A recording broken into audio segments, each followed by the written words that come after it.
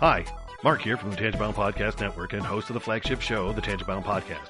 Did you know that we over at Tangibound are always looking for amazing podcasts to promote? And did you also know that we are also proud nerds and geeks of everything from movies, music, gaming, TV shows, and comic books to wrestling, MMA, soccer, and football? Whatever you can nerd or geek out about, we've got it. And if you're interested, we can help you find it. And if you're a show looking for a place to call home, we've got you covered. Side effects may include upset stomach, dizziness, tumors, shakes, and in some rare cases, death from excessive laughter. Though to be fair, it's only sometimes. Other side effects may include diarrhea, gallstones, heart palpitations, and strong desire for cookies on the dark side. Talk to your doctor and visit TangiboundNetwork.com and see if Tangibound Network is right for you.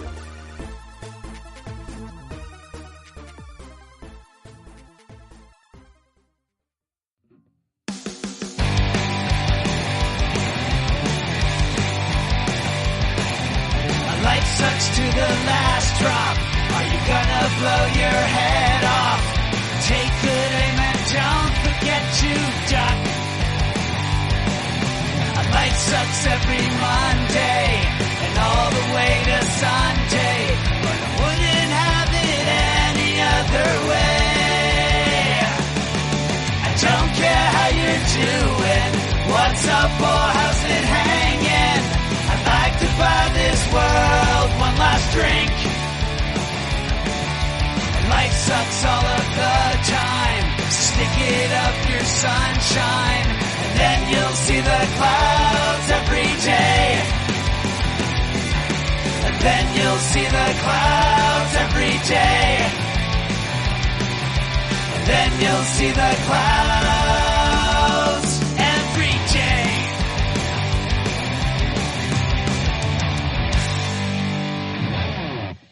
We're not doctors, therapists, trained professionals of any kind, so if you feel you do need help, please reach out and get the help you need. We have a whole list of things on our files page over on Facebook at facebook.com/crazylifepodcast, and or just search on the internet for the suicide prevention hotline number, or go to NAMI.org or whatever resource you can find. But just please reach out for help if you need it. If you feel as though you're going to harm yourself or others, definitely reach out. And try not to be alone. Also, if you feel that way and you realize that you're writing a note or making plans of how you would do, like harm yourself or others, definitely reach out. That's a huge red flag. And lastly, please do not replace the idea of therapy with listening to this show.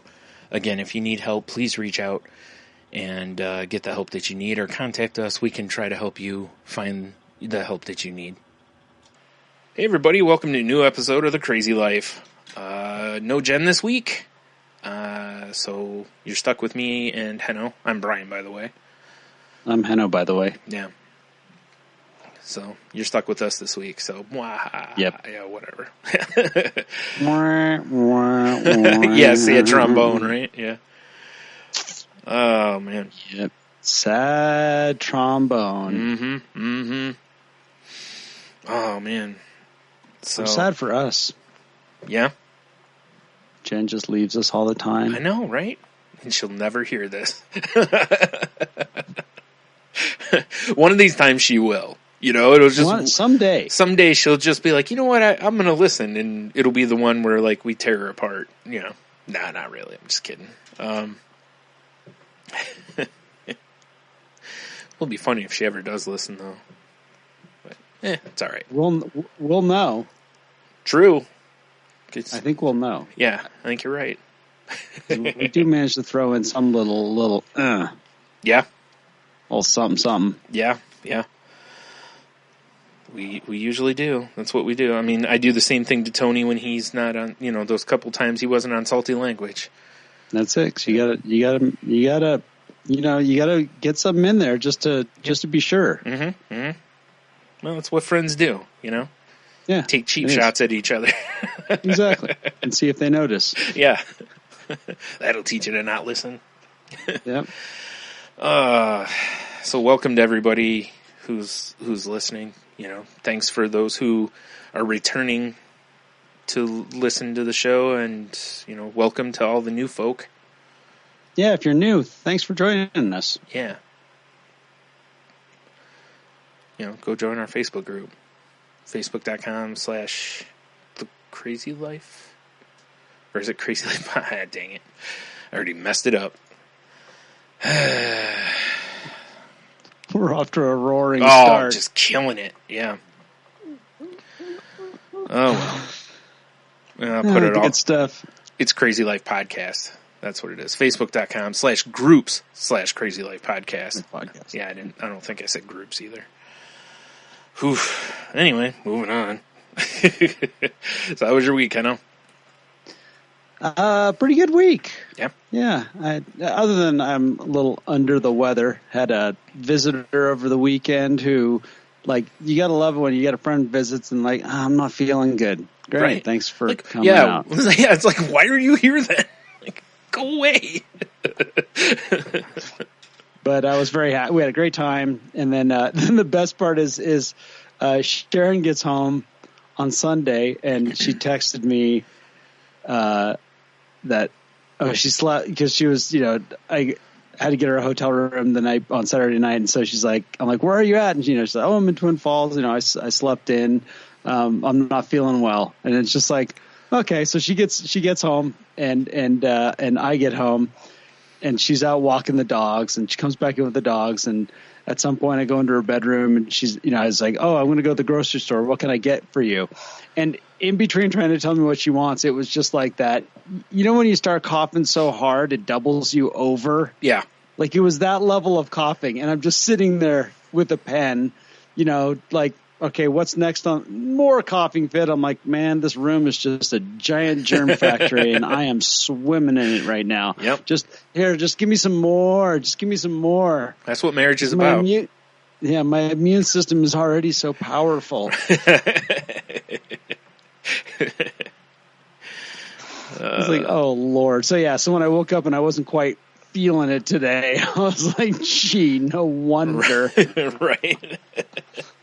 I was like just sucking down this zinc lozenges to the point where I just had that permanent taste of zinc in my mouth. It's so nasty. It is, like food doesn't taste good. It's like, ugh. Yeah, no thanks. Horrible. But I did have one cool thing I did on Saturday, which was I went to a new, like a sober house, like a transitional housing for people in recovery, and it's being run by a friend of mine, and they've done a great job in the place, making it look really nice to where, the guys that end up there are gonna, to me, you'll feel like you're respected, Yeah. Like it's all the building itself was a business. Originally, everything was it's downtown.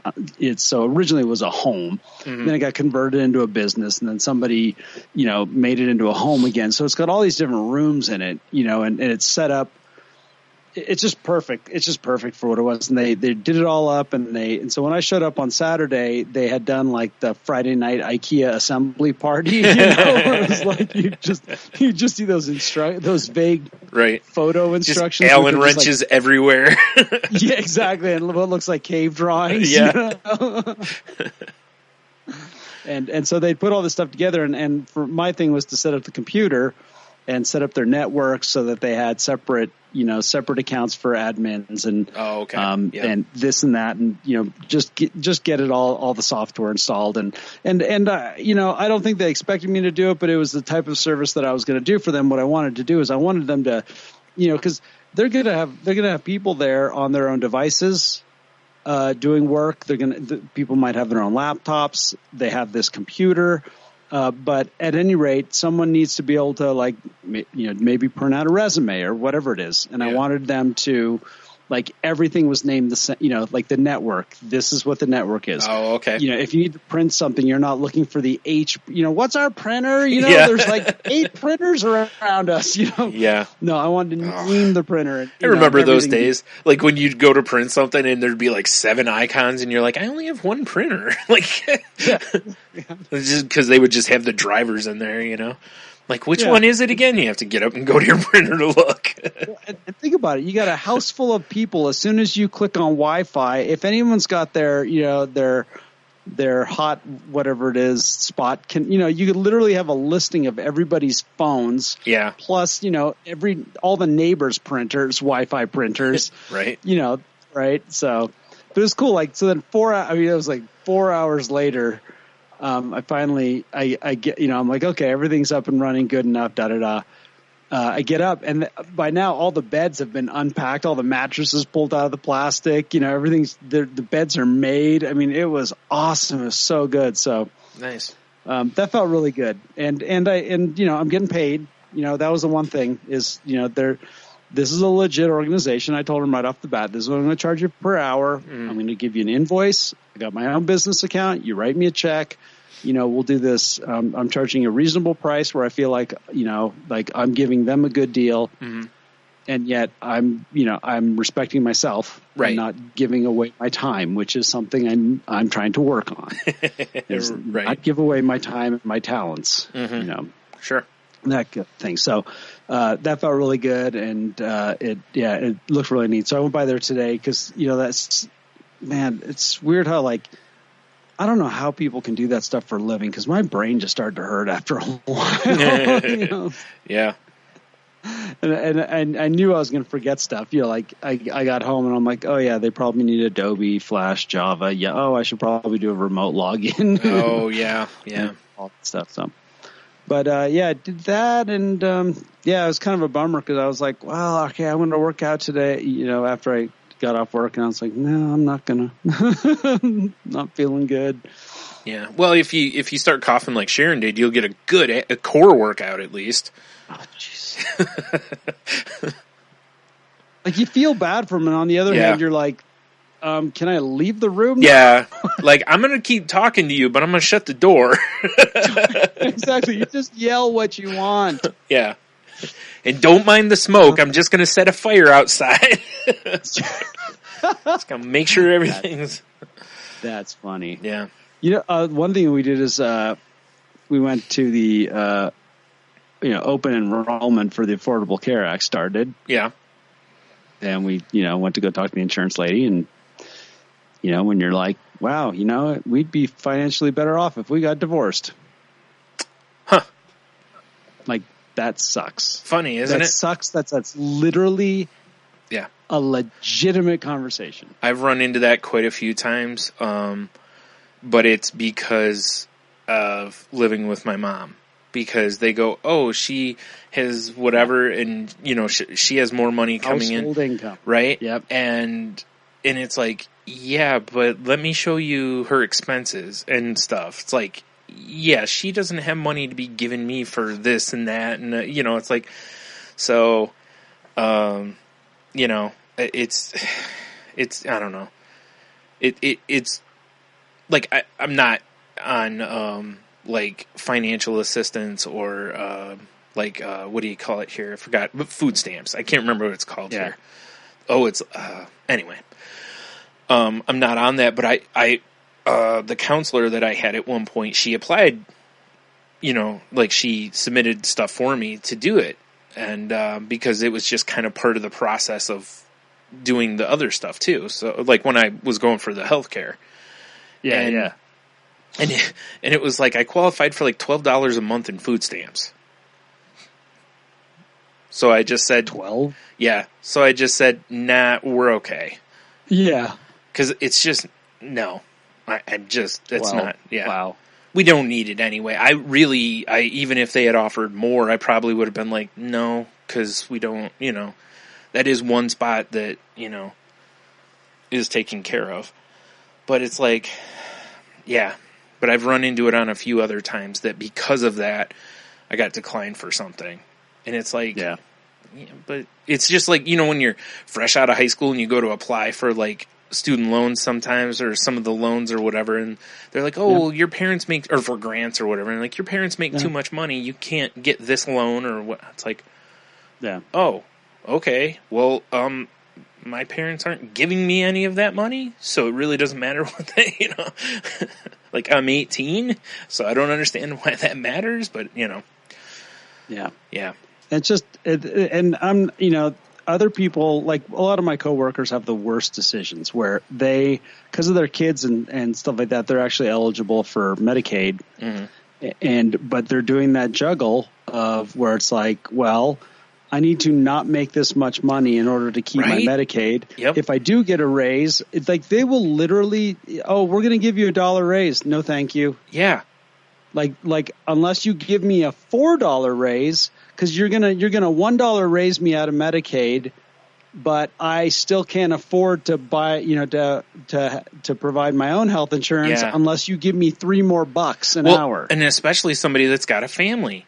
If you're insuring 4 people, how many, you're going to need more than $1 an hour to pay for 4, healthcare for 4 people. It's I don't know. We could go on about that for days, I'm sure. But, so for me, it's frustrating. To me, it's like I don't have that problem, which is way worse. True. This is just a matter of, okay, what are we going to do until my open enrollment at work? Yeah. And then we're going to still have to kind of figure it out. But at least, and that's why I'm not, it's like I will put her on my health insurance at my work. We'll figure out how we're going to pay for it. It'll come out pre-taxes, so there's a benefit to it. Yada yada, the whole thing. But to me, it's a struggle that a lot of people are going through right now, and it's right there for anybody. Everyone's one step away from having to make these decisions sometime in their life. Oh, you're totally right. Yeah, and it really is one step.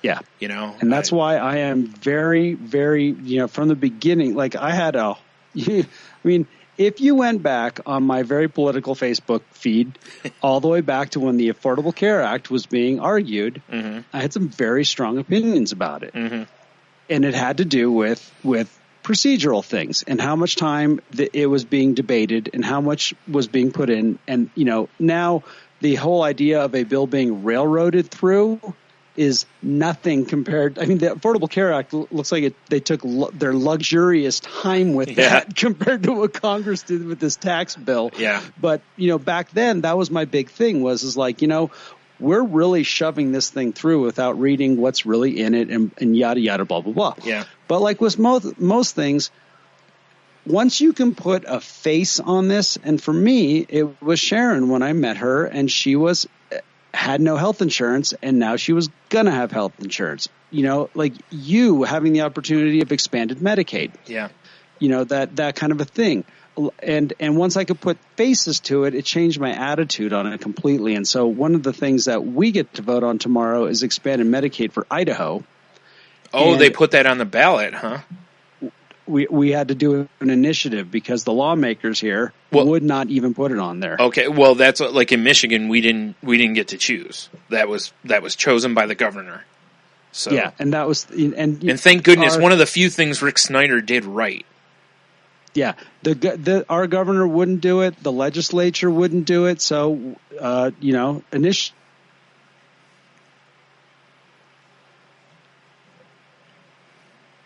Uh-oh. Viewpoints, and he was go talk to our coworkers. Put a face on this. Yeah, I guarantee you'll and all of a sudden that juggling act that I was telling you about will now go away for some of my coworkers, and they could have the $1 raise and still be eligible for it. Right. And then I'm going to actually real quickly bring up something just because it's relevant to this podcast. Study. Idaho gets F for mental health coverage. So in 2008, President George W. Bush signed into law the Mental Health Parity and Addiction Equity Act, requiring insurers to cover mental health as they would any other condition. A decade later, states are still catching up, and most, including Idaho, are failing. So it's been 10 years. We're one of 34 states to receive a failing grade for its compliance with an implementation of the law. I mean, really, I shouldn't be shocked, but 34 out of 50? Wow. Yeah. We're the state's score of 36 out of 100 in the study's metrics ranks ahead of Arizona, who's 26th, and Wyoming, who gets a 10. Oh.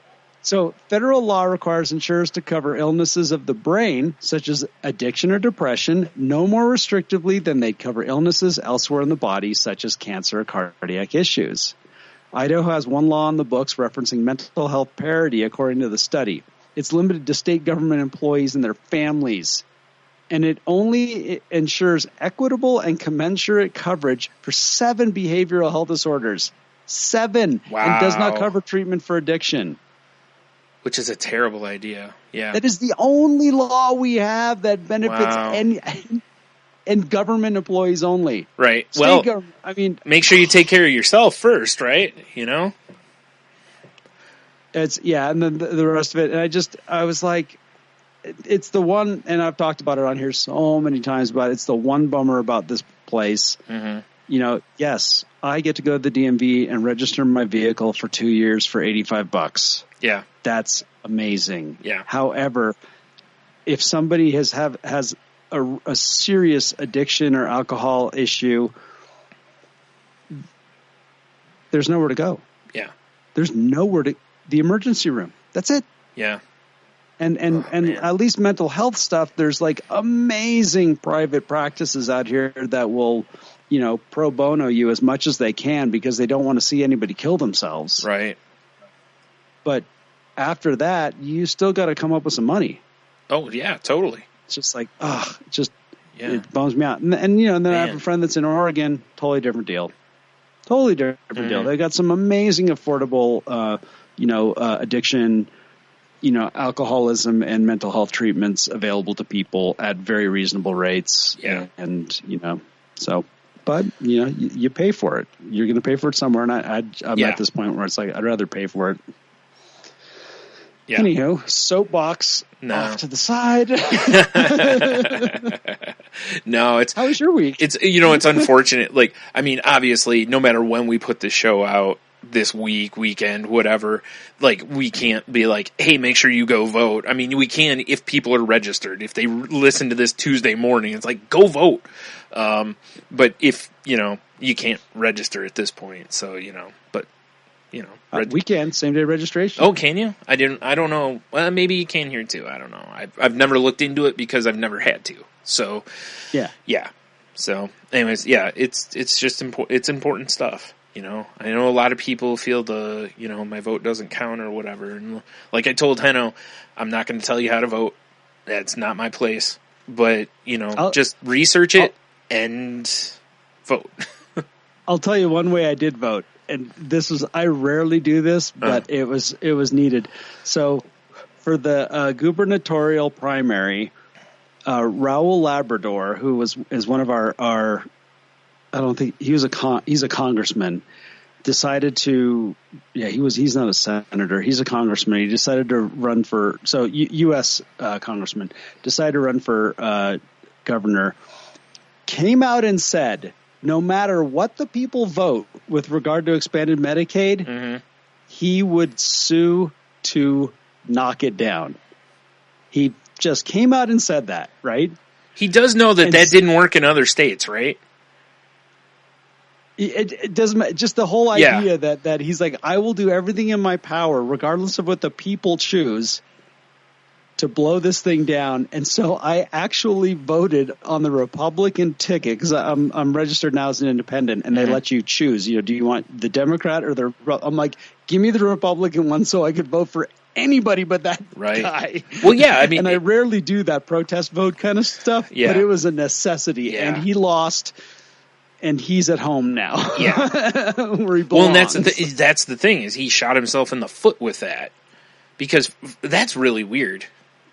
Like, to me, all it takes is, I mean, literally, these are some of these things that I know, you know, polling is polling. But for the most part, these things poll really well. Mm-hmm. You know, expanded Medicaid typically polls really well. Yeah. If you send people out there to do polls and it comes back that that's what the people want, it seems like you should go with it. That's usually what politicians do. They try to keep themselves kind of fluid so that they can backtrack or just maneuver a little bit sideways so that they can go, oh, this is popular now. See, I've been this way all along. Here's pictures of me in high school with Medicaid, you know, whatever. And, you know, So that was a bold and really stupid strategy on his part. But you know what it is? They don't call themselves the Tea Party anymore. They call themselves the Freedom Caucus. Okay. Actually, their membership, this is the amazing thing about the quote unquote Freedom Caucus. They don't actually say who's in the Freedom Caucus. So, like, if you ask them, are you a member of the Freedom Caucus? They will say no.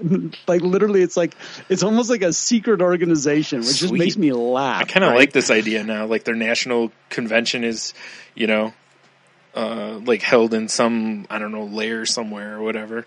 Like, it's seriously like that. Yeah, it's kind of funny. But at any rate, he has always been that guy. So him doing that was not a big shock. Yeah. But like, we literally 65,000 people in Idaho will now be able to have, mental health coverage, right, access to prescriptions and blah, blah, blah. Yeah. And it doesn't cost us that much. Yeah. Federal government's already paying the stuff. And I was like, killing me. Anyhow. And that's the reason I bring it up here again is because I want people to get mental health coverage if they need it. I want people to get addiction and alcohol recovery, help if they can. Yeah, totally agree. Because you're right. Because a lot of times, like, I know Ohio, I think I had on the ballot like something about changing to where instead of sending people to jail for the drugs, they go to rehab instead, or treatment of some sort. And I was a drug court. Yeah, I think so, but something like that. And and then people could, I'm not going to get into that. I'm just mentioning it that, they're looking at that as like, is this, because the way it is, it's not working. Ohio's right in the pocket of, the opioid crisis and what have you. So it's, clearly it's not working currently. So whatever. I don't know how that'll do. I'll be curious to see. But again, Ohio, it's not Michigan. So whatever. Anyway, we should move on. Yeah. Sorry if anyone is like, ugh, politics. I'm sure we've all had enough of it.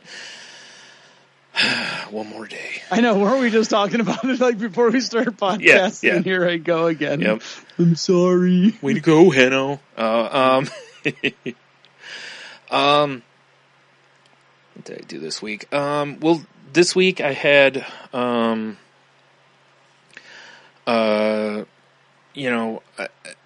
had some help with my situation toward, filing bankruptcy, from some friends and whatnot so really, really, really feeling, gratitude this past week because it's nice.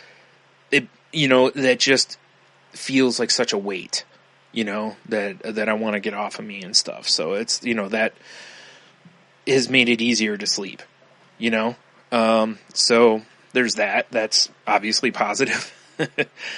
Yeah. What else was there? There's something else.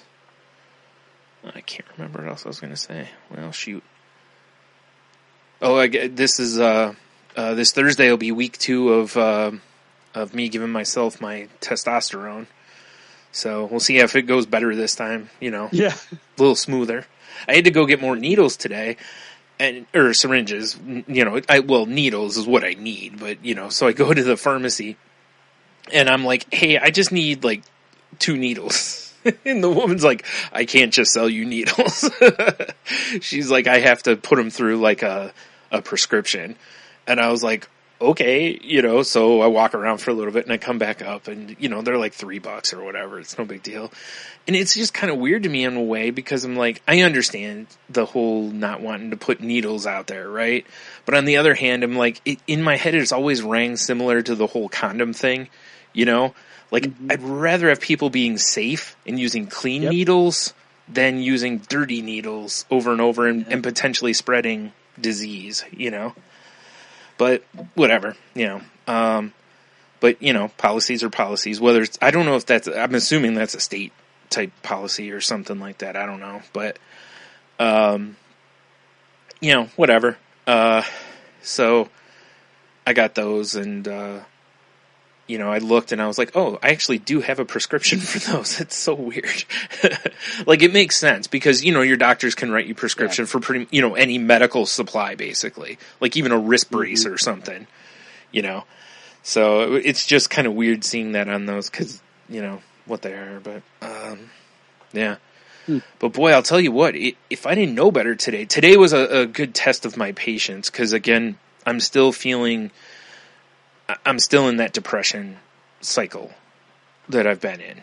And it's just, I'm fighting it, but it's strong. Like, it's been pretty strong this time. And so I don't remember what I was going to say now. Nuts. I went to the store today. So anyway, I went to the store today, and there were just people everywhere, right? And I know it's a grocery store; they can be busy, but it was crazy in there today. Now tomorrow, unfortunately, I'm a mess tonight, man. Unfortunately, now. We're supposed to get it's supposed to be super windy and kind of cold and not cold, but cool and little rainy tomorrow, which I hate because that's going to keep some people away from voting. But so the only thing I could think of is that it was that, or it's because it's early in the month and people are getting their Social Security and stuff like that. Yeah, could be. So I don't know what it was, but people were animals in there today. I mean, and not just in there. My mom was sitting out in the parking lot, and a woman pulled across 2 handicap spots and got out of her car. And a guy was like, you can't park like that. And she just shrugged and just kept walking into the store. Oh, I would seriously be on the phone calling the cops right then and there. Right? Oh, take a picture of it, tweet it to the police, right? I was like, wow. There aren't enough middle fingers for those people. But that's the kind of thing that was going on. It was just crazy. I saw some guy walking around in there that if I worked there, I would have probably been following him around for a little while because he was acting super sketchy. But, at the same time, that was my first thought, right? And I'm like, you know what, though? Something I've never considered with this, because I notice stuff like that in people. Like, when they act really weird in places like that, I usually will pick it up, right? So, and part of that, when you work retail, you're supposed to, really watch everybody so you can make sure, try to keep loss down. And I was like, I never considered, it's like, what if this guy has a medical, a condition, or he's just got a tick or something that makes him kind of jumpy and nervous, And, it could be something just like that just makes him seem, and I mean, he got really close to the shelf, but who knows, maybe he can't, maybe he has bad eyes, you don't know what someone's story is, It's true. So I was like, I don't want to immediately jump to that he's stealing, and honestly, he kept walking in the same aisles I was on, so it was like, well, if you're going to steal, you're going to have to do it in front of me, basically, because we happen to be going the same way. And he never did. He never even looked like he tried. He just kept getting, he'd pick stuff up and then he'd set it back down. And that's usually what you look for. Like, when you see somebody doing that in a store, usually that's somebody you're going to keep an eye on. Like, they're acting really weird. They get really close to the product. They pick it up. They put it down. They'll walk around a little bit.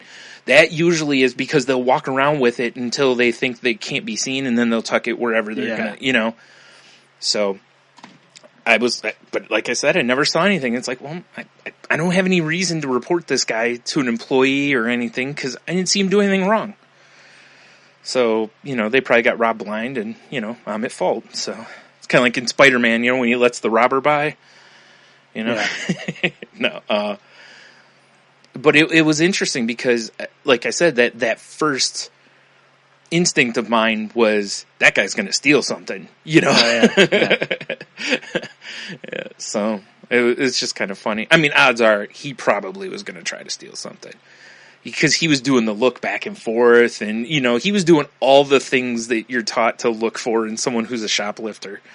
So, although he picked a terrible day to do it, because they were crazy busy. So many people, So busy. Yeah. So, yeah, that was something. So I felt bad. The line to the pharmacy was really long. This woman gets behind me, and I had a cart full of stuff, with me at the time. And the woman taps me on the shoulder, and she's like, "Are you here for much?" And I'm like, "What do you mean?" She's like, "Are you picking up a lot of stuff?" And I was like, I just looked at her. I'm like, I don't want to be a jerk, but that's not really your business, Yeah, good. And good call. And then she goes, "Oh, I'm sorry." She's like, "I'm out of my Xanax, and I'm kind of like," and you could tell, anxious. And I was like, "Okay," I was like, "Go ahead," I was like, okay, it's like, because otherwise it's like, why are you like, this is weird, like, why do you need to know? Asking me how much stuff I'm getting at the pharmacy? Yeah, well, you gonna follow me out of the store? Like, that's my first thought. I'm planning on stocking up on some heavy OxyContins and shit. Right? Here, you want to come over to my house? Yeah. What all you getting? You getting? I mean, come on, But yeah, when I saw that, and then I saw like how she was behaving, I was like, oh, I know what that's like, Oh yeah. So she was, in a bad way. So I got out of the way, and the woman in front of me actually did the same thing. Oh, and that's awful. That's nice. She no more got her Xanax and had one in her face because Yeah. So hopefully it's for its intended purposes, not because she was like, coming down from something or whatever, and just calming down. So I don't know. I said, they were animals in there. Did she have the look of an all-night Coke party on her? No. She actually, like I said, she reminded me of probably how I looked when we were in Chicago, when we were in that bar. Okay. When I was kind of like my deer, the deer perking its head up, like, I need out of here now. That's kind of where she was. Like, she's standing there, and you could tell her the way she was acting. It was. Yeah. I think she was about a step away from a panic attack or something. So yeah. I was like, you know what? No matter what the reason is, whatever. It's not going to take very long. I'd rather get out of the way and let her have her. No kidding. Her Xanax than have her potentially go into a panic attack or something. So weird stuff today. It was. So this is one of those days where, sometimes you're in the store and you're just kind of leisurely walking around and doing what you need to do. Today was one of those days where I was just hauling it around there. I'm like, I need to get out of here. Like, this place is crazy today. So I saw a guy throw an apple on the floor because it had a bruise on it. Like, wow. They were stocking the produce. Yeah, guy's like, he hates these apples. Yeah, and the guy who's working there is like, sir, do you need help with something? And the guy goes, nah, this one's bad, and just right on the floor. And okay, I was like, okay, you could have handed it to an employee, maybe. I mean, throwing it on the floor. That's why I said, man, it was a nutty day there. So, yeah. So that's about it for me, I think. I feel like there's something else, but rambled long enough about it. Oh, before we get into the topic here real quick, I wanted to mention on our Twitter, I posted a video. I need to put it on our Facebook group page too. That's it's a half an hour video, and a psychologist on there. I forgot his name now. Shoot, I should have written it down. He's talking about depression. And he goes into what depression is and various other things, like the difference between depression and like sadness, those kind of things. So if you're someone who's more curious about depression, like you don't know much or what, go watch that because it's a pretty good. I picked stuff up from it that I thought was interesting, and I know most of what he's talking about because I experienced it. But a few of the things he said, I was like, I never thought of it that way. So, watch it yourself or pass it along to somebody, that, like, if you got somebody that wants to understand better or whatever. I think it's great. Yeah. I just love how it just puts things in terms that are easy to understand. Yeah. Because there's so much of it. It's just... unless you've been there, you can't have a perspective on it. But if somebody can kind of phrase it just the right way, yeah, I think it really made a difference. Yeah, and he uses some different analogies and stuff that I think kind of, allow anybody to kind of relate to it and stuff. So it's, that's part of why I shared it, because I really, I've seen other ones that do it, but they're more like clinical. This guy he talks a lot of clinical kind of stuff, but some of the others are more just like, like you would have to watch in like your health class in school, depression is, it's like, so, yeah. So anyways, go give that a watch. Looks like he's got, about like five different videos up. And the shame is like that one there only had, as of when I watched it only had like 43 views. And I was like, that number needs to be way higher, because this is pretty good information. So hopefully somebody can signal boost him and, get some more out there. So there. The topic for today's show kind of was in my head a couple weeks ago, because I was listening to Hidden Brain, and I don't know what episode number it is. Let me see if I have it here. Nope. Anyway, it's their show from October 1st, and it was about it was called Man Up: How a Fear of Appearing Feminine Restricts Men and Affects Us All. And in the episode, they talk about the difference. Like I told Henno this before, but they talk about how if a man wears a pink shirt, he gets judged for it. Maybe not everywhere, but there's still plenty of guys that will give him the business because he's wearing a pink shirt and, call him various names and, question his masculinity because he's wearing a pink shirt, basically. And it's an interesting listen, because it's stuff like that I'd never really thought about. I think they talk about different things, but it mostly focuses on how, being called feminine or being referred to as feminine is, still being used as an insult to men. When first of all, if you wear a pink shirt to work, I don't see how that knowing in this day and whenever you're going to get judged wearing a pink shirt, right? And you still put a pink shirt on and go to work. I don't know, man. That doesn't say sissy to me. You know what I'm saying? You know what you're walking in on, and you're like, I don't care. This shirt looks good on me. Yeah. So, but anyway, what it made me want to talk about more was along these lines too, but I'll have the link to that episode in the show notes if anyone wants to listen to it, and you should. It's a good podcast anyway. And this has to do with toxic masculinity, and I know Henno and I have talked about it on here before. And, just growing up with it, I was fortunate that my dad was not, some meathead that was, down on,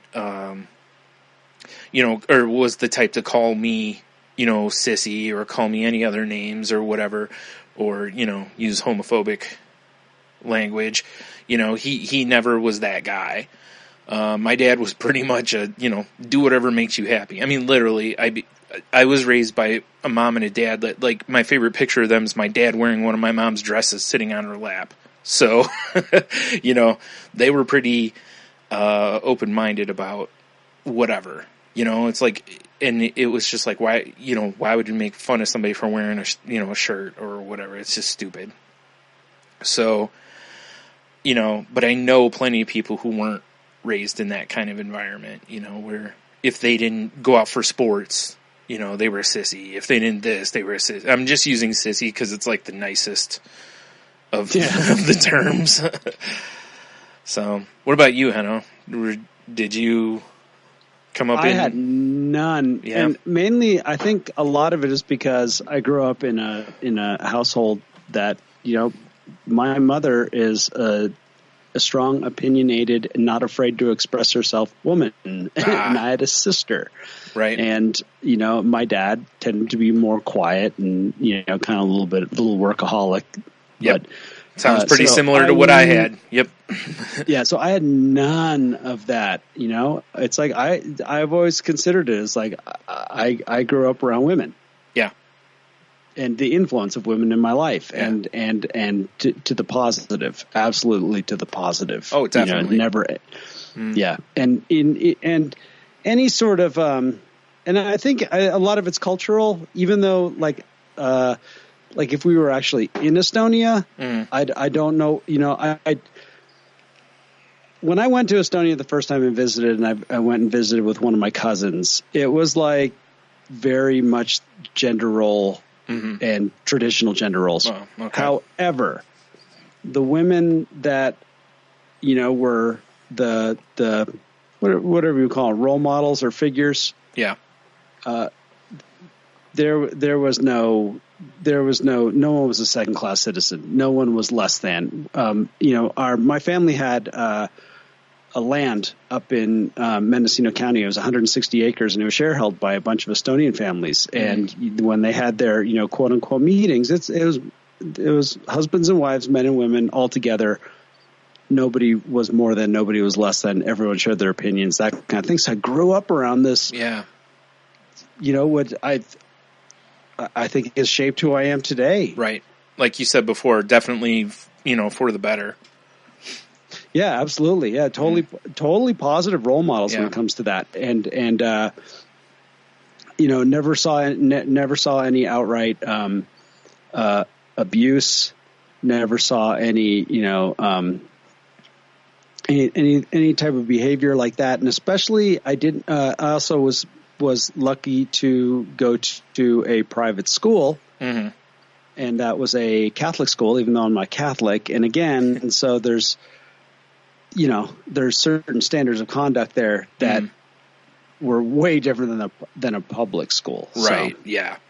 Yeah. Whereas I went to a public school, and, you know, I grew up, like, I have 3 brothers, and none of them were, you know, that type of big brother either, you know, like they were all just whatever, you know, they weren't, you know, my closest brother in age, he was too worried about chasing women, you know, so, you know, because he was a teenager when I was really getting into those years, so he was, you know, he was girl crazy, and, you know, and my, the brother that's a little older than him, we bonded early on because we both love sports, and we both collected baseball cards and stuff, you know, so it's, you know, we've always, and I'm still close with him now, you know, I'm close with all of them, but, you know, I'm like, he comes over a lot, you know. So, and then my oldest brother was in the Navy when I was a kid, so it was like, but even then, when he came out of the Navy, he wasn't, the whole macho thing got kicked out of him really quick. Because, and I kid you not, this is, his quote was, he went into the Navy because he was sick and tired of my mom telling him what to do. His first commanding officer was a very short man that when he disciplined them would make them get down on their knees so that he could look them eye to eye basically and yell at them. So he learned real fast that you were going to get told what to do and whatever. So, but by the time he got out of the Navy, he was, you know, there was no element of that kind of thing, you know? And he's a guy, you know, he's got, you know, he rides Harleys and he loves, you know, football and all this stuff, but he's not, with his kids, he never was that, you know, that dad either. So it's, like I said, fortunately, that was all in place there, so I was lucky there. Where I wasn't lucky was when I went to school. And that's where I got most of mine from. You know, because it's what boys, you know, it's the old quote, and one of the things that I want to go away is boys being boys, you know? That's how it was always dismissed. Oh, they're just teasing you. It's like, no, they're bothering me. Like, this is not, you know, when 4 kids make fun of one kid, that's not just teasing. You know, it is at the same time, but you know what I mean? It's like, that's bullying. That's bullying. There is a difference there. And so that's what it was with me. And, you know, like, it got really bad when I got into like junior high and into high school because I didn't have a girlfriend. So I kept getting and, please, whatever. But it was, like, what are you, gay? And it's like, no, why? Just because I don't have a girlfriend doesn't make me gay. That's stupid, first of all. So, also, who cares? Shouldn't matter anyway. But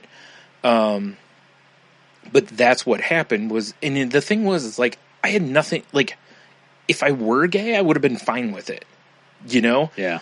But I wasn't, and it was like, what bothered me is they just were relentless about it, no matter what it was they would have picked on me about, and I got picked on for plenty of stuff, but if I get, it was the fact that it just didn't let up, and that was then. Like we've talked on the show before, I can't imagine what it's like now when you got social media too. Yeah. Oh my goodness. So, and even some of the teachers I had, like I played Little League Baseball, and, I mean, this is back in, what was it? It was in the late 80s or whatever. One day we're doing practice. I got hit in the back of the head. We were doing rundowns, where they practice throwing the ball back and forth, and I got hit in the back of the head, and it knocked me out. It's the only time I know of that I've lost consciousness. Wow. And, the coach woke me up, and I was like, I'm fine, put me back in, coach, kind of a thing, right? And he was like, nope. He's like, you're going to sit over there. And it was before cell phones, so you couldn't call my parents. He's like, you're going to sit over there until your parents come for you. And I was like, see, even that, the coach I had was not a, rub some dirt on it kind of guy. Yeah. He was like, nope, you got hit in the head. You go sit down. Put a little tussin on it. Yeah. But like I said, the kids at school were different. And some of the gym teachers I had were bad about it. Even the women gym teachers were spreading it. Because they were, like, basically like, they would pull you're going to let a girl beat you? And it's like, again, it's like, wow. From the gender, it's like, well, that shouldn't matter, but why are you making it a gender thing? Like, I didn't make this a gender thing. You did, And now you're going to shame me because someone's faster than me. It's like, look how I'm built. I'm not built for running. You need somebody to lay on a couch and keep it from floating away? I'm your man. So, but I had a few gym teachers that were like that too. And like I said, some of them were women, and so there's a lot of this kind of stuff that I think for years and years, it was always just dismissed as, well, they're trying to motivate you, like football coaches. There's, all sorts of, things in movies or, even looking at pro athletes, like for a long time, they have, like in baseball, they always make the rookies do, football does it too. They make them do humiliating things. And for a long time, like one of the teams, the guys had to wear like tutus, and it's like, and they were all pink, and I'm like, see, that's, like that, no, you're on a high level. Yeah. You got to set an example.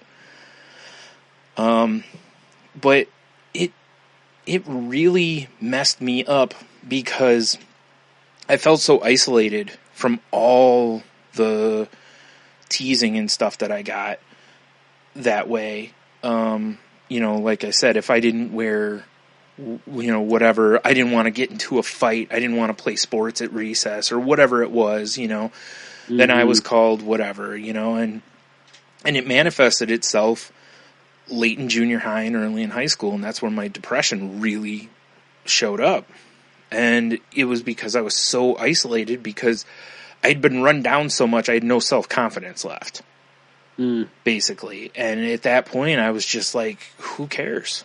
And that's when I contemplated suicide, and, it wasn't, and I mean, to the point, like I've said before, I had notes written, I had it planned out, if I told you these things now, if I was like, hey, Henno, I have blah, blah, blah plan, and I have this laid out, it'd be like, dude, red flag, call some, like get to the hospital or something, right?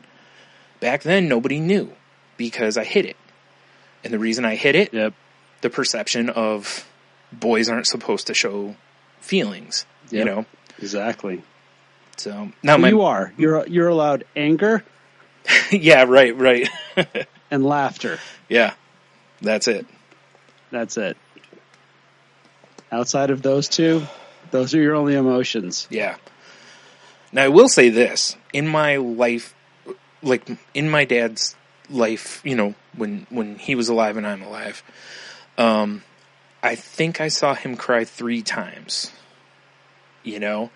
And I think it's just he wasn't a crier. I don't think that he was trying to be, you know, big, strong man. I think he was just, you know, one was his business. He had a body shop. His business got broke into and they stole all his tools, basically, which put him out of business. One time was when he was diagnosed with cancer, which seems like a pretty good reason to cry. And then the third time was when he was diagnosed with terminal cancer. And again, seems like a pretty good reason to cry. You know, not that he needs them, but, you know. So it's like when you look at it, it's like major events are what made him cry. But one thing he did tell me was when he was a little kid, when his dad died, or younger, when his dad died, he held everything in because he was trying to be strong for my grandma. And I've talked to her, and she said the same thing. She held everything in and kept it from him because she wanted to be strong for him because he had lost his dad, you know? So, but that was not, you know, like I said, that wasn't my dad. He did not carry that kind of thing forward. It was just, he just wasn't he just wasn't a lovey-dovey guy, but if you walked up to him and gave him a hug, he'll hug you. He'd give you a real hug. You know, it wasn't like okay, you know, it was, so, yeah. But that's why this stuff matters with, like, the bullying and different stuff. It's like, and don't get me wrong, I understand a lot of stuff's being called bullying that all of us went through and we're like, really? But whatever. You never know what it is that could either be the last straw. You don't know what it is that could be the beginning, or like I said, it's a constant whatever. It can just be the erosion of someone's self-confidence. You know? Yeah.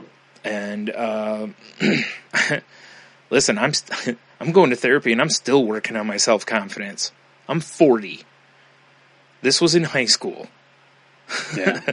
You know, this wasn't a week ago. This is a long time ago, and I'm still trying to get my confidence back to where it should be.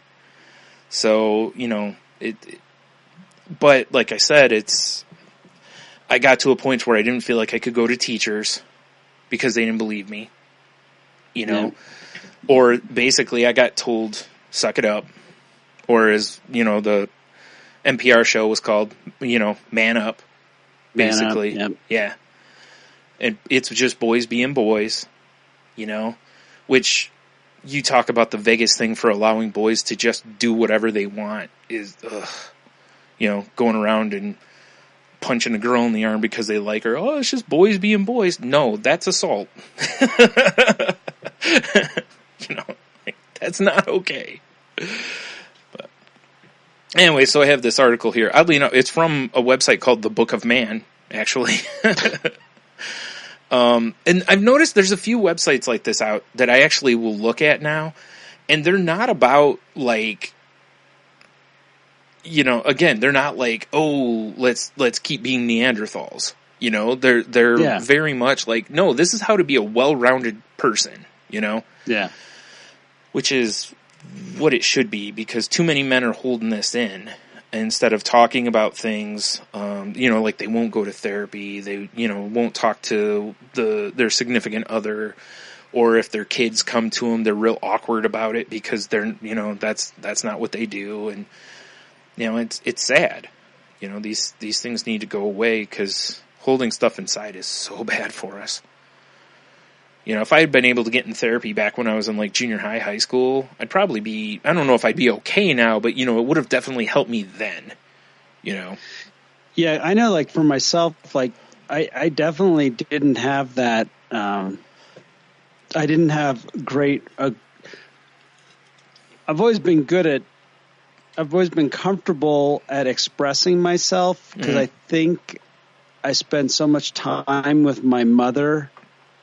And really, I don't know what she did, but somehow she encouraged us. You know, to this day, my mother and I sit down and we talk about anything. Yeah.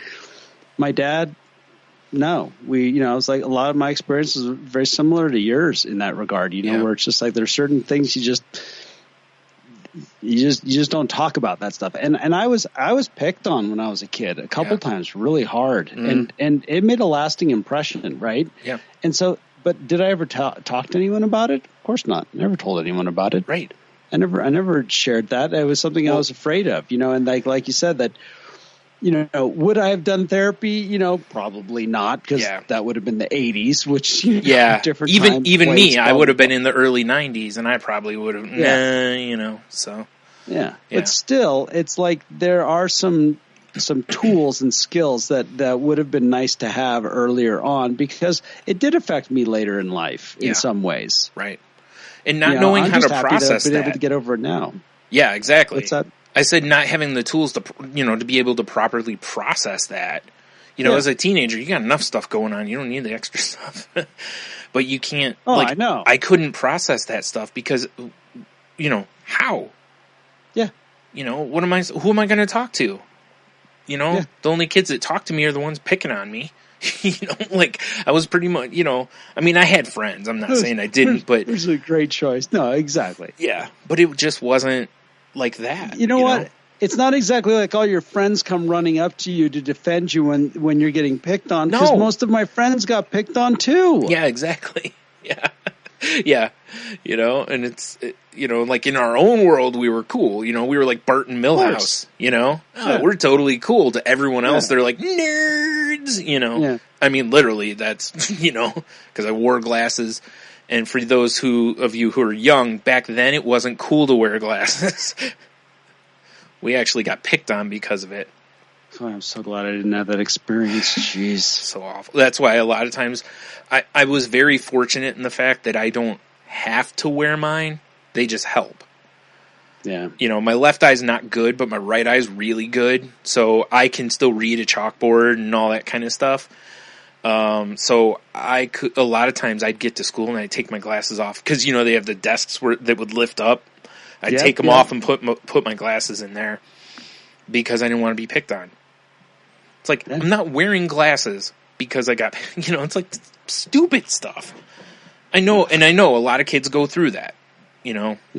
So, but again, it's like, how do you process that? My school didn't really have a counselor. I could have went and talked to the principal. I actually had a really good relationship with the principal. He was a super nice guy. And, like one time me and one of my better friends at the time, we got into a fight at recess. And he just came out, kind of grabbed us each by the scruff of our neck, basically, and was like, knock it off. And we went into the principal's office. We had a talk, and then he sent us back to class. Yeah. Because he knew, that we didn't want to fight each other. He's like, you guys have been friends for like 6 years. Come on, like. That's so cool. But he was that kind of guy, just super chill dude. And, always was he was very much the I put the pal in principal, type guy, and if, my door's always open kind of a thing, so. Yeah. Like I said, fortunate there. And that's why I said it's tough because when I say a lot of this stuff, it's like I fully understand how fortunate I am in a lot of ways, Yeah. Like you, we weren't raised in those environments to where, like, if we got in a fight, my dad wasn't going to be like, well, go kick their butt or I'm going to kick you. It was nothing like that, know. And I know kids who grew up in that environment. Yep. All my dad would ask me is one thing. And when I got into fights, he'd ask me one or two questions. One is why, and did you defend yourself? Like, did you stand up for yourself? If I said no, he would have a talk with me. And that wasn't about me beating someone up. That was simply about don't let someone walk all over you. That's cool. So anyway, so this article here has some ways to deal with toxic masculinity. And the first one we've kind of talked about here already is like speak out. It's like don't look the other way. Like if you have a kid or a nephew or whatever, a friend, somebody like that that's telling you they're having this experience, don't shut them out. Listen to them. And like I said, it's like, don't don't use the boys being boys, or, oh, they're just teasing you, or, like, stop and think about this. Because, again, just because it doesn't seem like much to you doesn't mean it isn't a big deal to someone else,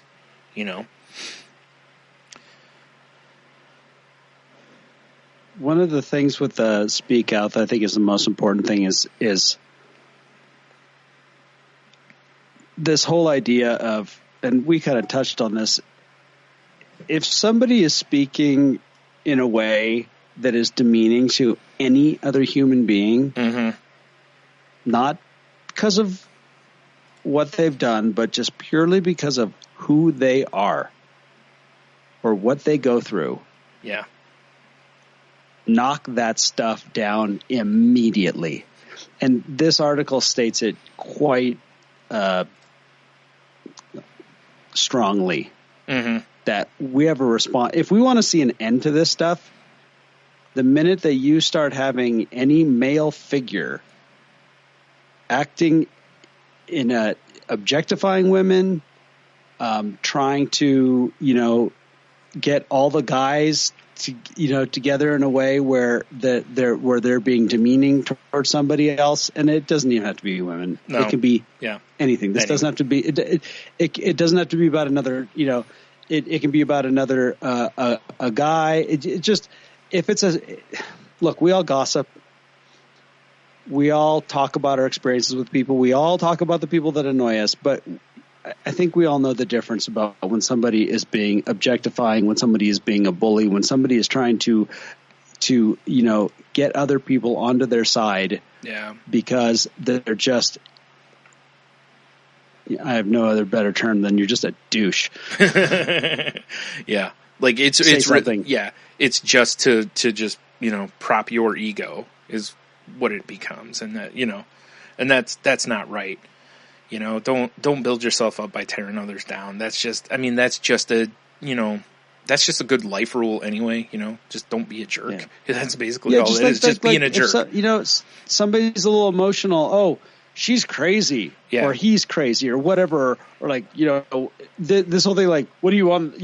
What is she on the rag or something? It's like, okay. And if you're in a work environment, end that right away. Oh, definitely. Because their behavior only lasts as long, and this is what this article talks about, their behavior only lasts as long as you're willing to sit there and be complicit in it through your silence. Right. And if you don't think that it's that big of a deal, ask yourself this. Would you say the same thing to a guy? Yeah. And most of the time it's no.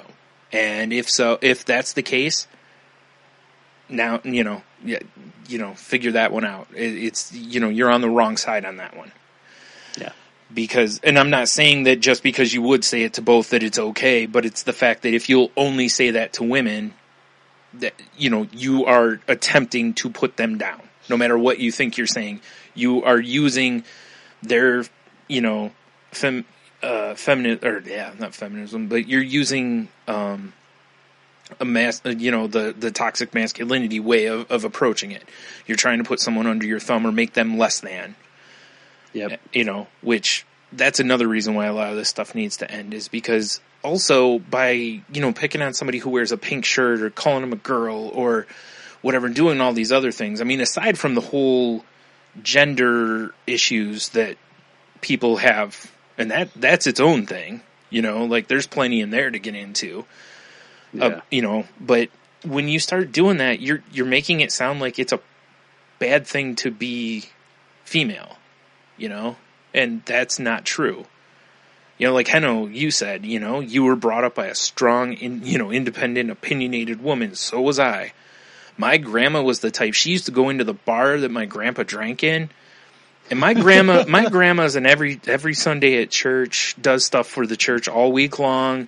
He used to go to the bar, drink, and smoke like a chimney. So I don't know how they ever ended up together, but whatever. But she used to go to the bar and drag him home. That's amazing. That's the kind of woman she was, So those are the women that, they're basically in my life, that kind of person. So it's, That's amazing. Those are people to look up to me. Those weren't people to try to put down or anything. Not that any other woman is either, but it's just, I don't know. Like you said, anytime you're trying to make someone feel like less than, you're on the wrong side. It's just no good. Now, I know, and like it says in there, I think part of what they were talking about in that too was like if you basically go at a guy who's behaving that way in public, usually that's the best way to deal with that kind of person, because when they get humiliated, they don't want a repeat. And when you humiliate them, their friends will also humiliate them because you humiliated them. And don't get me wrong, especially when you're in like school or whatever, this may, or at a bar or something like this may get you beat up.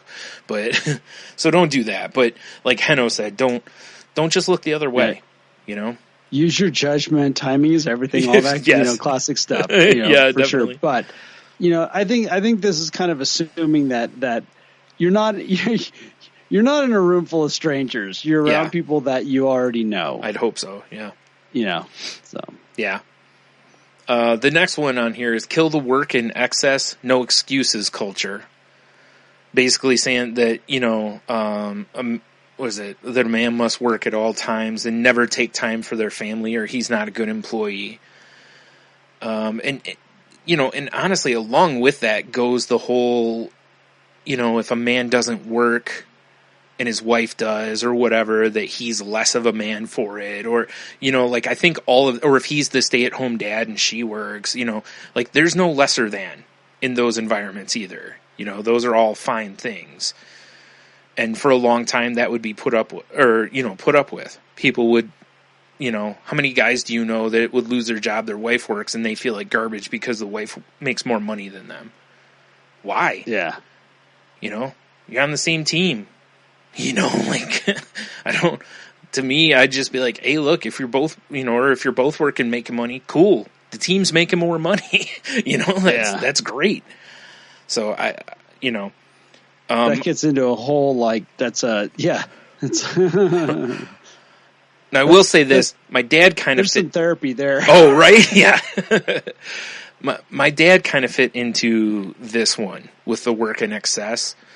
But a lot of that was because for most of the time he was alive during my life, he was self-employed, which is a little different. When you're working for someone else, you can draw firmer lines than when you work for yourself because your name's on the door. And you have to make sure stuff gets done. Or like in his case, at their body shop, he was the only one that could paint for a long time. My brother was allergic to the stuff, to the hardener they used to use in paint. So my dad would have to do it. So he'd end up having to work, they'd work till 5 or 6, and then my dad would have to stay for another however long it took to paint the car. And it, he missed baseball games of mine and different stuff, but I knew, that's what he had to do. Yeah. He had customers that, had to have their car back. So. What I kind of equate this thing really to is this whole no pain, no gain kind of mentality. Yeah. It's more like that to me, which is a very masculine concept. Yeah. You don't get anywhere unless it hurts. Yeah. BS. You can get plenty of places without it being painful. Yeah. Yep. And it really comes down, I get it. Pain is the touchstone of growth. How many times have I said that? Yeah. Yeah. But misery is also optional. Right. Definitely.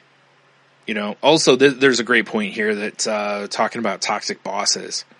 Like if you're a guy and you've got a boss that questions your masculinity because you want to go to your kid's softball game or whatever. Yeah, exactly. Ugh. You tell them where to stick it and you go. Don't let that. Yeah, that isn't okay. That is literally a reason to go to HR. That's not okay. And that's something I think a lot of people, because of the environment people work in most of the time, they're so afraid of losing that job. I think it mentions it in here too. Yeah. That people are afraid at times to stand up for themselves. Yeah. Like that. Oh, I see it at my work all the time. It just breaks my heart. Yeah. Sometimes they feel like they don't have an option, and, but like you talked about it on last week's show, You know, I think it was. Oh, no, it was before we recorded. That's right. When you mentioned someone, and then you said, you know, this happened. Now it's up to you whether you keep this job or not. You know, and it's that same kind of thing. But, you know, just in general, don't let people push you around when it comes to your core. You know, those are the hills to die on. You know? Yeah, and that's the one that I tell some of my coworkers who have a lot of fear, and I will never get them to stand up for themselves. There's nothing I can, but I remind them when I can, I say, you do have rights. Yeah. You have rights. I know you're going to do what you're going to do. Yeah. But, you know, and I can't empower anyone. Right. But I can tell them the truth and support them, and that is they have rights. You know, and that's a bigger statement than it seems like, you know, because that's like reminding someone of their worth a little bit, you know? That's what I try to do. Because that's basically what you're doing. You're like, you have worth. Like, you know, like if they're telling you you're a piece of garbage, it's like, no, you have value. You are, you know, you have rights here. You can, you know, say this is, you know, I'm not going to be talked to that way and leave, or you can also choose to, you know, just accept it and keep working there. Those are your options, you know, your choices. You know, there's other options too, but you know, it's, I've seen this one before too, where, people would get picked on about this. And it's not just guys. Like, a lot of these things actually appeal kind of both ways too. And that, you know, I don't want anyone to think that we're not, you know, sympathetic to women or anything like that on this stuff. No, this just happens to be focused on toxic masculinity. Yeah. But it applies to petty tyrants of both sexes. Yeah. Well, you know, really what it is it's like there's a situation going on right now where men are fighting against toxic masculinity and women are fighting against, well, they're fighting against toxic masculinity also, but it's a different fight, even though it's the same fight. Yeah. You know, women are trying to carve their place out as it should be for equality, and guys are like, these are things that, you know, that hurt the emotional makeup of a lot of people, and they get passed on. You know, bullies beget bullies beget bullies a lot of times. You know, and if you don't believe me, look at stats on abuse. You know, it's unfortunate. Goes into that too. Yeah, it's like the minute that you can stop this stuff, you're stopping someone possibly in the future from passing it on to their kids and their kids after them. Yep, exactly. So the next one's one we touched on a little bit, but it's so important, which is don't teach boys they shouldn't express their emotions. And, you know, it's funny because, like, Jen, if she were here, she, you know, would agree with this, which is one of the things she hates more than anything is, you know, she's the type that if someone gets real emotional with her, or she gets scared, you know, like someone just startles her kind of a thing, her eyes would water. And she hated it because, you know, it's seen for women as well as men is a sign of weakness, you know, like, oh, she's crying again, like that concept. And, you know, guys get the same thing. Can you imagine, like, you're crying in school? Oh my God. You never hear the end of it. A boy? Yeah, exactly. Yeah. And, you know, so in fact, it's, you know, think about sayings and stuff. You know, I cried like a little girl. It's not I cried like a little kid. It's, you know, see what I mean? And it's stuff like that. And just little things that, you know, every little tick that we can kind of go, oh yeah, this isn't, you know, and just keep, you know, slightly adjusting these things. We're making a move here. And I think, you know, both sides are kind of fighting their own revolution in a way on this because of things of years of just this stupid thinking. You know, so it's interesting to see how similar and different the two things are. But you know, make no mistake, this is a revolution too for guys, because this has been something that so many guys have been oppressed with by parents, teachers, other kids, you know, coworkers, whatever. Because it used to be that's how you could get to a guy. You know, that was the easiest way. All you gotta do is question his masculinity. Oh yeah, well I'll show you. Boom. You've gotten under his skin and you get what you want from him, you know. So hopefully that goes away some too. Where is it here? It says, don't attempt to, quote, toughen them up. Don't humiliate them when they're upset. Resilience is a different thing. Resilience is the ability to acknowledge and then recover from problems, stresses, irritations, to re-engage and face fears down.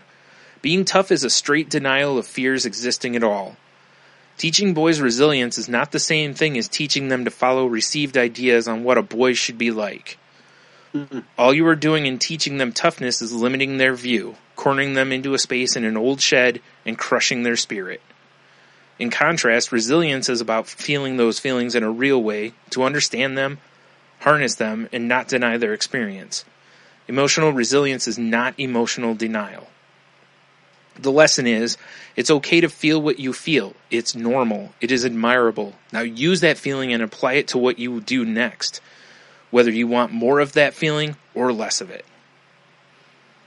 The path to self-respect for boys, which is the way to tackle toxic masculinity long term, which I mentioned earlier that, you know, my erosion of my self-confidence really, you know, was done because of how I had been treated. So, and that wasn't like, luckily that wasn't like crying or anything like that, but it was, you know, ugh. So, yeah. Because, you know, it's funny. It's like the strongest people I know, you know, like I said, you know, my dad was a strong guy. And, you know, I saw him cry 3 times, you know. And yet, I consider my mom incredibly strong. I've seen her cry so much. Just over some, you know, losing my dad and different stuff like that in whatever. But she does that. And then she, you know, pulls herself together and, you know, gets back after it, basically.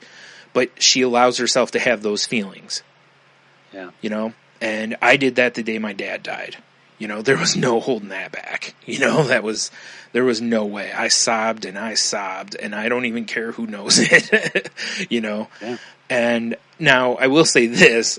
I did fall into the trying to stay strong, because a lot of the people who were over that day were kind of not, you know, they were crying and falling apart, kind of a thing, and which is, you know, normal, fine. Yeah. But I was like, you know, I'm going to keep everything together. I'm going to be strong. I'm going to take care of my mom. I'm going to, you know, that was my mentality. Get everything done that needs to be done. You can fall apart later, which is not really a good way of looking at it. I should have basically just joined in. We were all doing the same thing.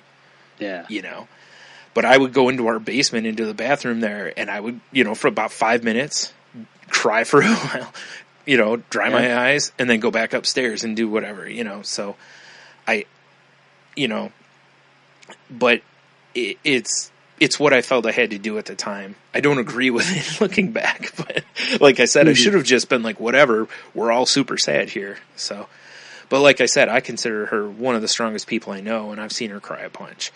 And that difference is huge, because she does allow herself to have those feelings. And then, like I said, then she goes, okay, let's do this. You know, that's the attitude I was raised with. You know, when my dad was diagnosed with cancer, the first time he came home, he told me, I, you know, lost it because, you know, it's scary. And I cried for a few minutes, and he goes, do you have any other questions? Because I had asked some questions, and I said, yeah. You know, what do we do next? Like, what now? Like, you know, and that's what it was. Whatever needs to be done. That's how we handled it. And it wasn't a denial of feelings. Like, I had my moment, you know, I had my time, and I, you know, there were more times after that it, you know, rocked me pretty good. So it's, you know, but like I said, he was there, he hugged me, never once was like, you know, knock it off, you know, like nothing like that. Yeah. Not at all, you know, and because he knew it, you know, it was scary. We didn't know, you know, so the second time was a different story. It was less, I mean, as weird as it may be to say, it was less scary because we knew it was going to happen, you know? Yeah. It was sadder, but it was less scary. So, do you have anything? I don't want to talk through. It's so true though. It's just that so many times we just don't allow ourselves to feel the feelings, and it just ends up making things worse in that we don't get through things. We don't, get closure. We don't go through grieving processes because we interrupt it. Mm-hmm. All that kind of stuff when emotions are repressed. And one of the greatest, anytime I hear about the crying is weakness thing, that movie Courage Under Fire with Denzel Washington, where he's investigating the crash and everything that happened. And there's just this one great scene where Meg Ryan, she's crying and what's his name starts, making fun of her, forget his name anyhow, but he's like, look at her, she's crying, and she just rips into him like he's basically trying to say you're weak, and she's like, it's just emotions. Yeah. It doesn't mean anything. Right. It doesn't. And that's all it is. It's just emotions. Mm-hmm. And that's why this whole idea of podcast that I listened to where it went into how many times women have to make calculations about their reaction to a situation and how it's going to be interpreted by other people in the room. Yeah. And nobody should have to do that. You should be able to, express yourself and not have it be taken the wrong way. Right. Exactly. And in this scenario, guys do too, because if you feel like you're going to cry, you have to choke that back. Because people aren't going to accept that. That's the perception, Yeah. And that's, so like you said, nobody should have to feel that though. You should be able to just feel what you feel and it's fine, Yeah. And, much like the grieving process and whatever, like I said, looking back, I didn't realize how much I didn't process my dad dying.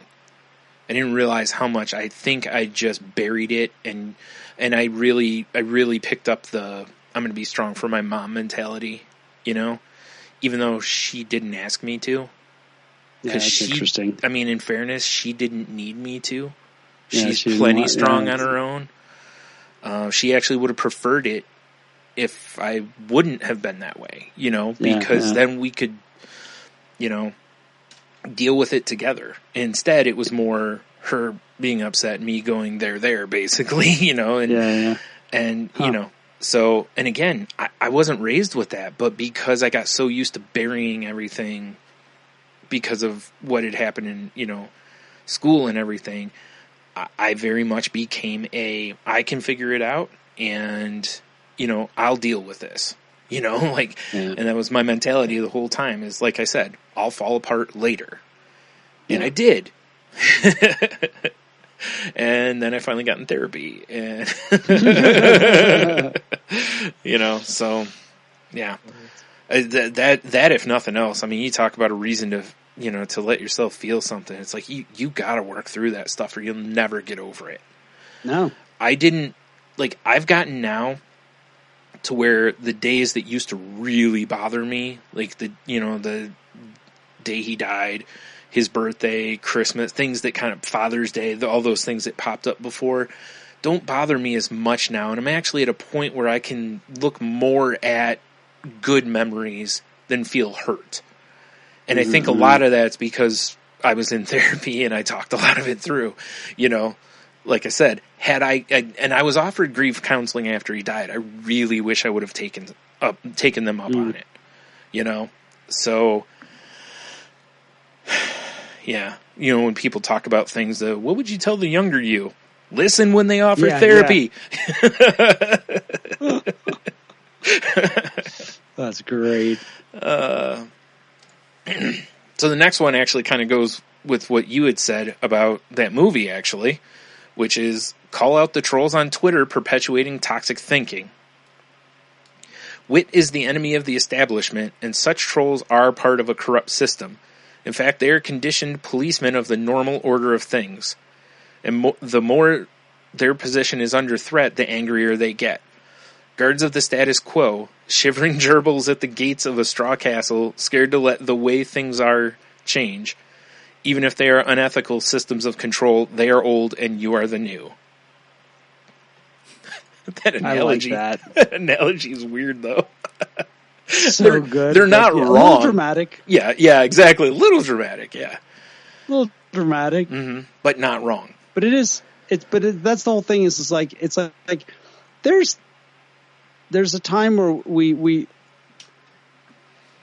there's things that I sure liked about the Boy Scouts when I was at the Boy Scouts, and there are certain things that we can't do anymore, and it was considered political correctness or whatever you want to call it. Yeah. But the bottom line was this: that was the old, this was the new, mm-hmm. and it's going to happen. Mm-hmm. And there's nothing wrong with that. Yeah, exactly. And now I will say this. And I don't have much else to say about the Twitter thing, but pick your battles.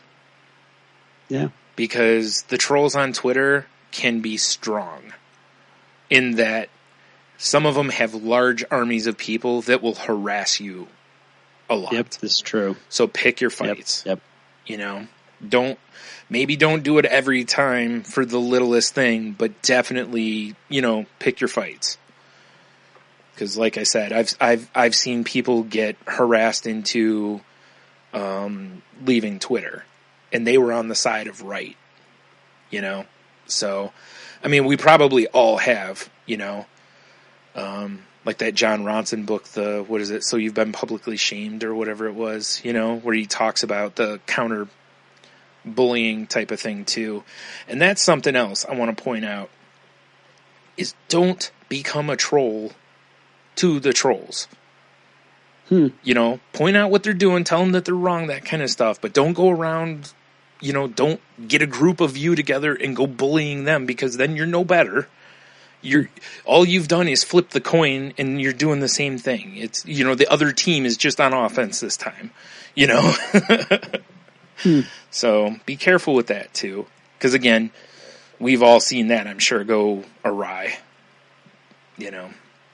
Like I said, really, odds are you're not going to change the people on Twitter anyway. You're better off trying to change people in your life. People on Twitter are probably just best ignored. But, got to ruffle some feathers to start a revolution, right? The next one's a really good one too, which is pay attention to the entertainment boys are consuming. Because... like it talks in there, because the lessons they really take to heart are the ones taught to them by their fathers. What you do is idealized to keep that in mind when you are in their presence. More, take hold of that duty and create things to do together. To play football, go fishing, build something, go for a walk. Why are they? They're all masculine activities. Whatever you like, so long as you can talk while doing it. And do open up to them. Let them in, tell them about yourself and what you think. You don't have to be the strong protector at all times. Put simply, you can have 100 times the effect on the man they grow up to be than any video game.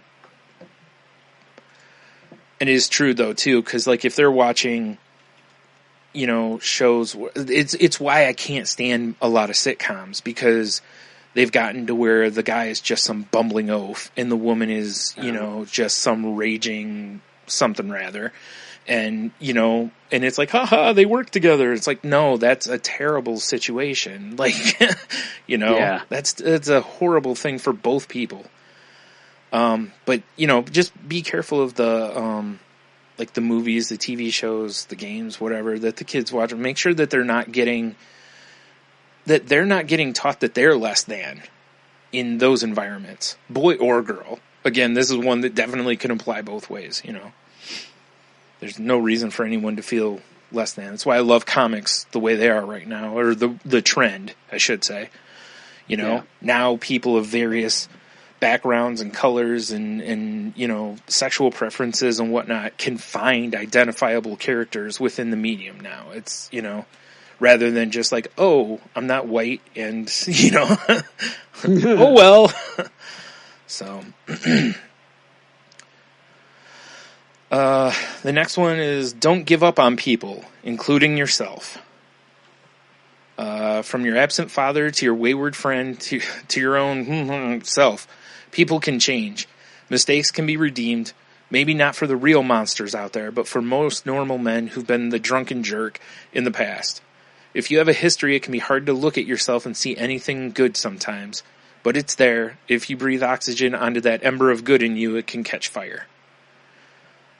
Too often men are destroyed by life mistakes where the pain eats out their insides until they're just a shell. This is toxic teaching. Men aren't allowed to make mistakes, to have been weak, to have stumbled and fallen.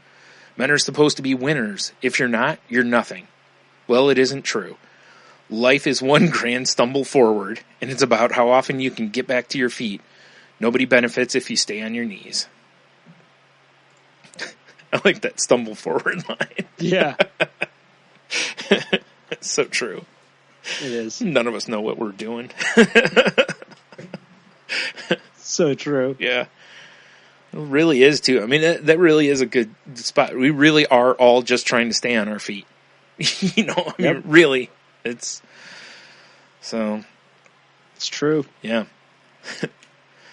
But yeah, don't give up on yourself is a tough one if, you know, especially if you have, you know, if there's like an element of depression mixed in there too, you know, that's a tough one. 'Cause I had some bad times with that. The next one is boycott toxic leakers. Strangle the stereotypes by boycotting any brand that is selling the wrong message. Simply don't buy the products aiming to help you become invincible, unbreakable, impenetrable, any of that. Cut off the cash supply to the perpetuators of masculine lies. They'll just make their money off you when they put out their sensitive line that you can't help but buy. Yeah, this is one where it's just like, okay. You can't win that one, but I understand the thought behind it. Yeah. And you know what? I prefer this to be a personal choice. Yeah. You know, it's like if you feel strongly about that, that's great. Yeah. Go for do it. Yeah. It's like whether, you know, what you choose to eat in your home. It's such a personal thing. Yeah. You know, mm-hmm. how the causes. It's one thing that I like about 12-step programs is the idea of attraction rather than promotion. Mm-hmm. The last thing I need to do is promote social justice in any way, shape, or form. It's like, I'll do my part and I'll let others do theirs. Yeah. Well, and like you said, leave it at that. That's something you can do. For anyone who is interested in that, you can probably, you know, you can find lists of products made by, you know, various companies if you don't like their company. But be prepared to see that you're going to have to boycott a lot of stuff. Because most of these companies own a lot of other companies. You know, I learned that in the past when I was looking into it. So, just, you know, be aware of that. The next one, be open with other men. This is the tough one for most men, I think. You know? Because this is one of the ones that, like, men don't talk, you know, picture King of the Hill if you're familiar with it, right? That's what guys are supposed to do. Stand around, yep, okay, you know, or No Ma'am from Married with Children, you know, like, that's what guys were, you know, air quotes, supposed to do, you know? Yeah. We're supposed to be around each other, be Neanderthals, and be all the things we can't be when we're around the women folk, you know? Yeah, and this is another one where it's just like, you know, timing is everything. Yeah. It's like there's a time and a place where I can be a little more open with my boss. Yeah. It is not on a regular basis. Right. It is on the right day at the right time when things are the right way, and then I can express myself with him because I know he'll hear it. Yeah. I will say this. I mean, this is definitely something a lot of guys need to work on because it does. There is an element of when you talk with somebody, there's just something like, you know, I'm sure women go through this with other women too. It's like, there's just something like as a guy sometimes when another guy goes, yeah, exactly, you know, and you're like, thank you, you know, like kind of a thing that maybe you feel you know, whatever. And like this says here, most of the time men will seek out female support, which is fine, but also, you know, if you should have friends you can be open and talk with, you know? I couldn't tell. I mean, Henno and I have talked about, we've talked about stuff all over the map. Yeah. You know, and, Tony and I recently more so have, talked more about things that him and I just normally, our friendship literally was this scenario. We'd get around each other and it was just, let's just have fun. Forget anything serious. Let's just have a good time, and that's great when you're in your 20s, when you get older, it's like, I need more than that out of life, so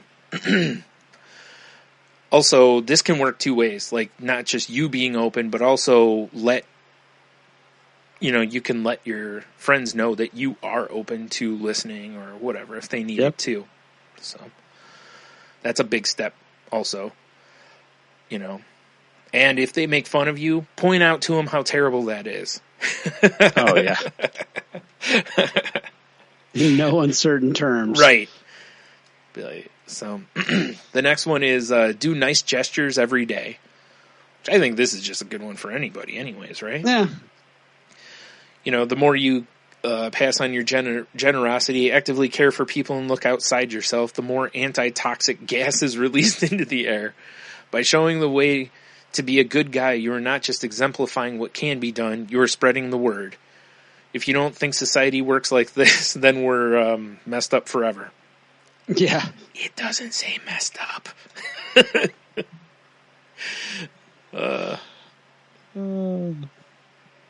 Excuse me. But that's true. Also, that's the kind of thing like fathers can set the examples for their sons that way too.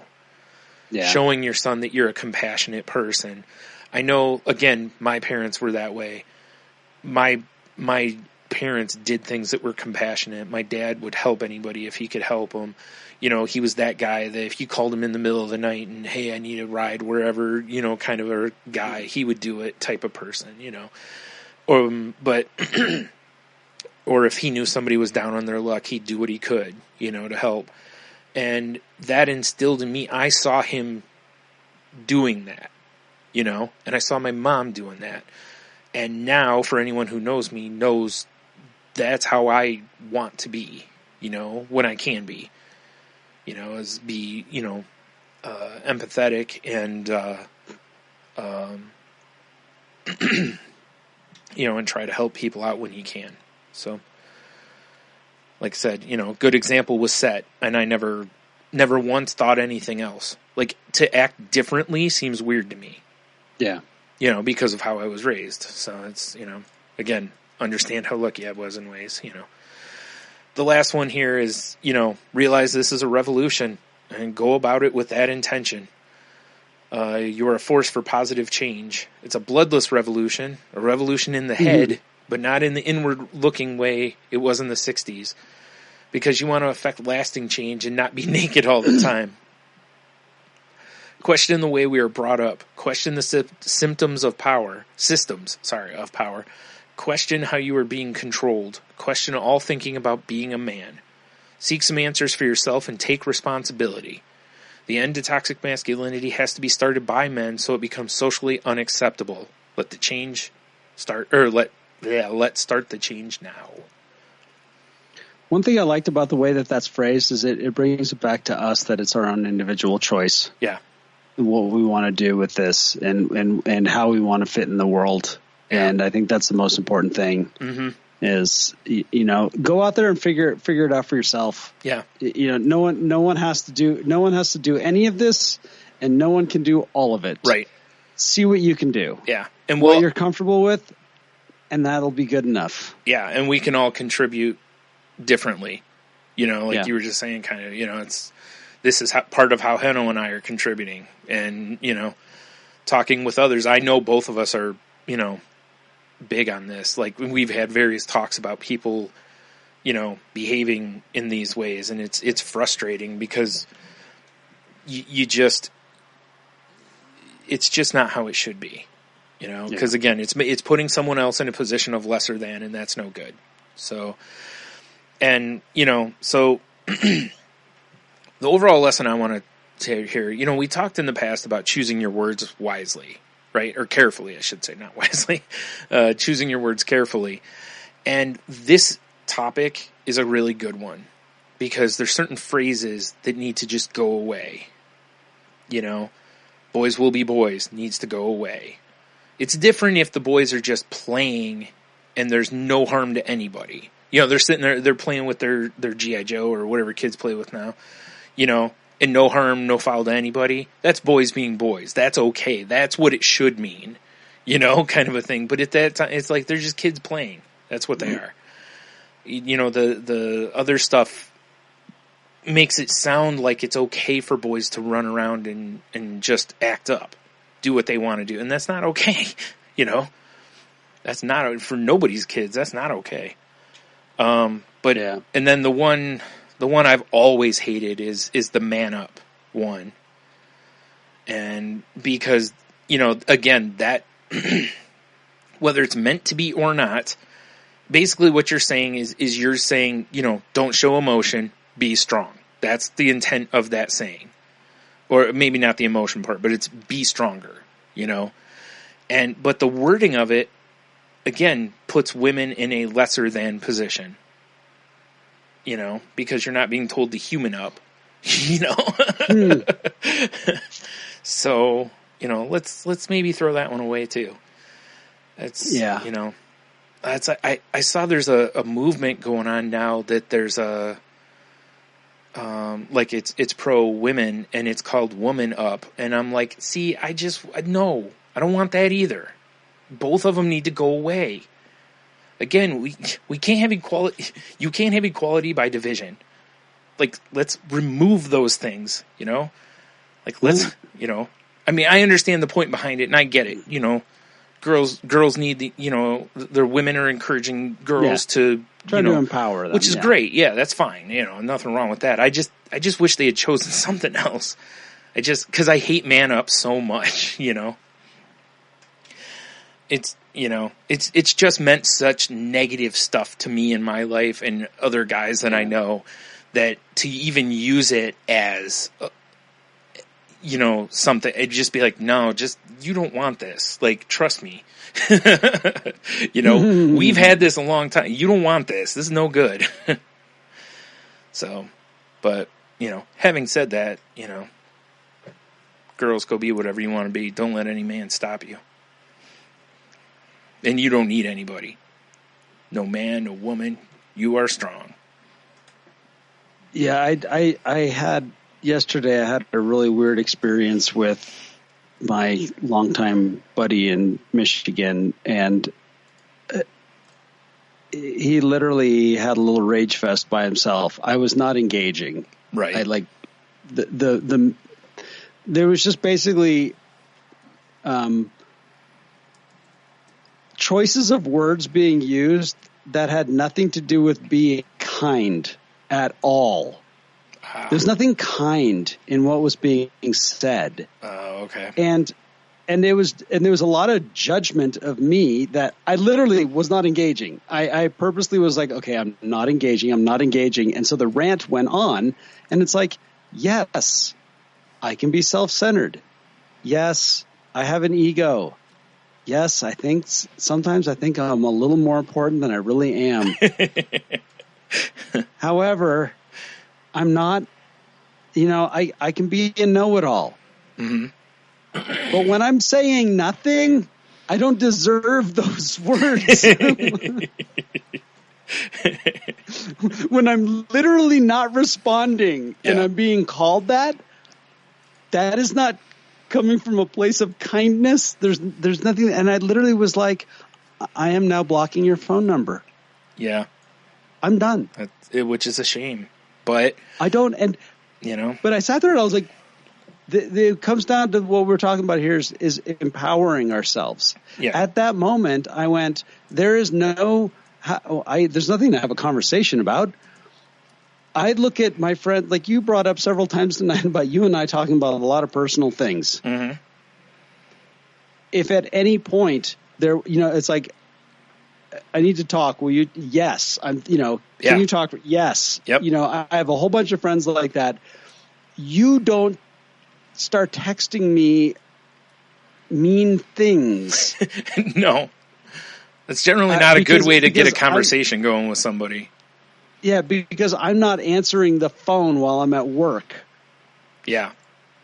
Over nothing important. Right. And I was just like, and I just, it was just that moment where I'm like, I'm empowered here.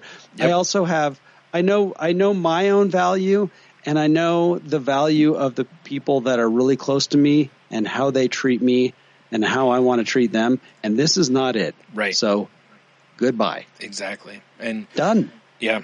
And it's, I mean, sticking with the topic, maybe not toxic masculinity per se, but it's a toxic person. And it's toxicity. Yeah. It falls in with this. And it really reminded me of, it's like, oh yeah, I have a choice in this. Yep, exactly. Yeah. And like we had said, something else we were talking about beforehand, like when I made the comment, I can't change someone else, but I can change how, my part in it. And, yep. That's what you did. Like, I'm no longer going to take all I have part in control this. Over. Yeah, exactly. Yep. So takes two to tango, or better yet, it's like, if you don't want to have a tug of war, why are you picking up the rope? Yeah, exactly. And I'm like, I'm not having this tug of war. Yep. You're doing just fine on your own. Yeah, looks like you win. Yeah, pretty much. It's like when people used to do the old, I'll race you up the stairs, and you're like, all right, go, and you just let them win. Go. You're like, it looks like you win. Yeah. Just That's brilliant. I love it. Like, I'm not killing myself up those stairs. Oh, man. All right. Well, we went long here. So yeah. Sorry about that. Thanks for sticking with us. Yeah. Listen to us gab. Yeah. This is a topic, like I said, this is one I kind of wanted to jump into for a while, because it just bugs me how dismissive a lot of people are to it. And I think it's, man, I don't know how to, I don't want to say because it's a man's issue or a men's issue. That's not why. It's just, again, I think a lot of people have the man up mentality about it, and that, like we said on all this, it's, this all needs to change. So, and it starts with us guys. And, much like men can help with feminism, women can help with this as well, by, like you said, speaking out when they, have stuff like that, making sure their sons know it's okay to, show emotion and different stuff, that men are still strong if they cry, You know what jumped out of me? The word that jumps out of me with this whole topic, courage. Yeah. This is about having some courage. Yeah. And I think it's a courage to just do the right thing and to be respectful of each other. Mm-hmm. And I really think that's what it comes down to. Yeah. And I hope we can find it. Me too.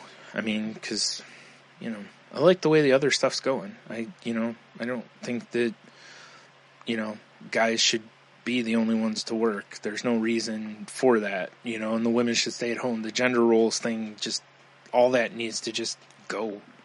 Again, you're on the same team. Like, why are we fighting about roles on the team? Who cares where you bat in the batting order, as long as you get at bats, I mean, like, if you're on the bench, now you can complain. You're not getting playing time, but yeah. Anyway. All right. So I guess, if you want to continue the conversation with us, you can visit our website at thecrazylifepodcast.weebly.com. You can email us at thecrazylifepodcast@outlook.com. The show can be found on Twitter at thecrazylifepod. Jen can be found on Twitter at Jen's Crazy Life. That's Jen with a G, or Dits with D-Tits. And, go check out her other podcasts, Shake the Sheets, which can be found at shakethesheets.com.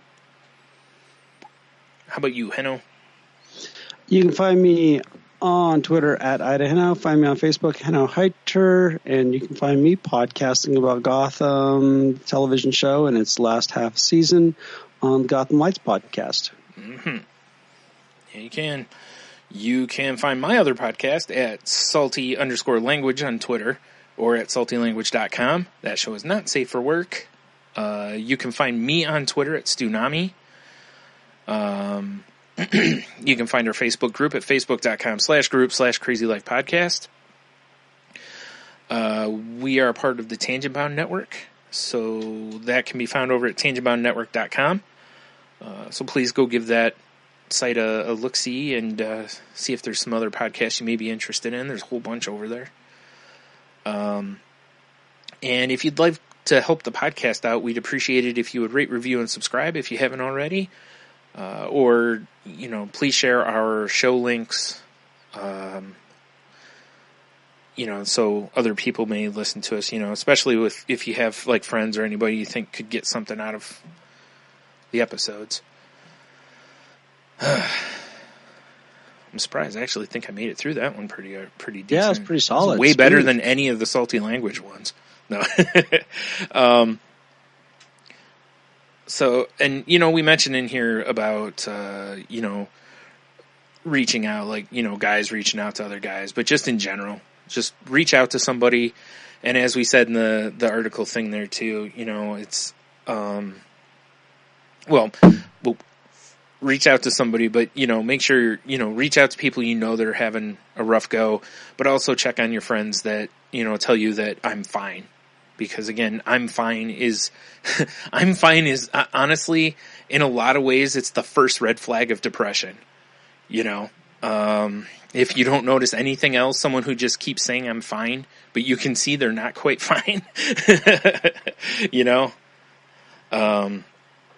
anyway, and also, let's try to, like this article thing said, let's try to do something nice for other people when you can, no pressure, just, like a lot of people are doing, and I think it's really cool how people are doing the thing at like Starbucks or whatever, where they're paying for, someone behind them or whatever, just, or throwing a couple bucks toward it or whatever, just little stuff like that, cause I've heard so many stories of people, where they've gotten up there and been like, yeah, somebody bought my coffee for me, and I heard there was a guy on a podcast I was listening to said somebody did that for him, and he's like,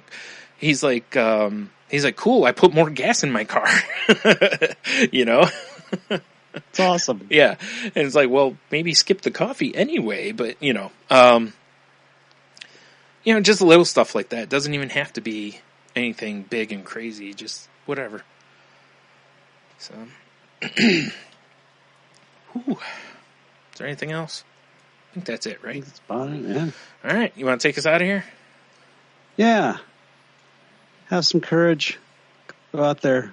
Live your omelet. And don't leave me alone with these people.